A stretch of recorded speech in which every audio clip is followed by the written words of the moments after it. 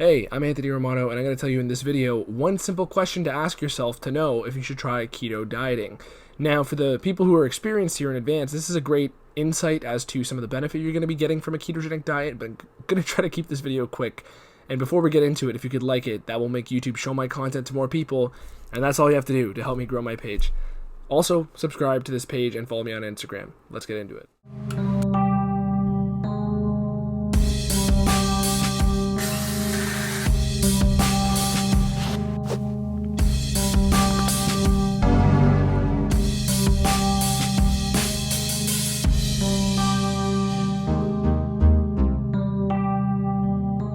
So, the simple question to know if you should try keto dieting is this.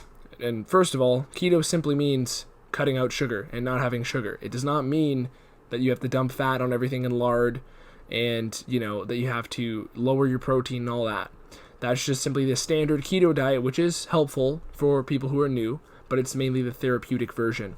So, what is the question? The question is, can you abstain from sugar for 3 days? If you can't, that means you should try keto because you will get better control over your blood sugar. And ironically, if you can take up that challenge and you don't have sugar for 3 days, you will be in ketosis anyways. So it's a great little funny trick question I decided to make a video out of. But here's the larger picture here. The larger picture here is many people do not have good control over their blood sugar. I have an entire video on how blood sugar is your willpower moment to moment. Okay, basically I analyze a book, which is a collection of scientific analysis on blood sugar experiments, willpower experiments. It's a book called Willpower by Roy Baumeister, and I have a video on that. And essentially, your blood sugar moment to moment is your willpower. And the thing is, if you cannot give up sugar for 3 days, if most people can't even give it up for half a day, okay, realistically, that's the real question here. Can you give up sugar for half the day? Realistically, you have to get through the full day. But if it's no problem for you to abstain from sugar, then you have achieved most of the benefit of doing keto. Now, granted, I recommend people do keto for a couple months at a time at minimum. Our ancestors would not have had access to carbs year-round. Carbs don't grow in the winter. Grains, fruits, they don't grow in the winter. So when we're talking about the benefits people would achieve ancestrally from that, it's coming from the fact that they would not be craving food constantly. And most people have that, and it comes from blood sugar withdrawals. So when we're looking into if you can't cut out sugar for 3 days, the problem indicated there is that you do not have the ability to abstain from food and sort of maintain stable glucose all the time. In my athletic videos, I speak about how the best athletes have the ability to perform in low blood glucose environments. And why is that? Because normally the brain will signal to somebody when they're low in blood sugar to downregulate performance, right? Because it doesn't want them to crash and run out of fuel because it only knows how to run on a carb metabolism.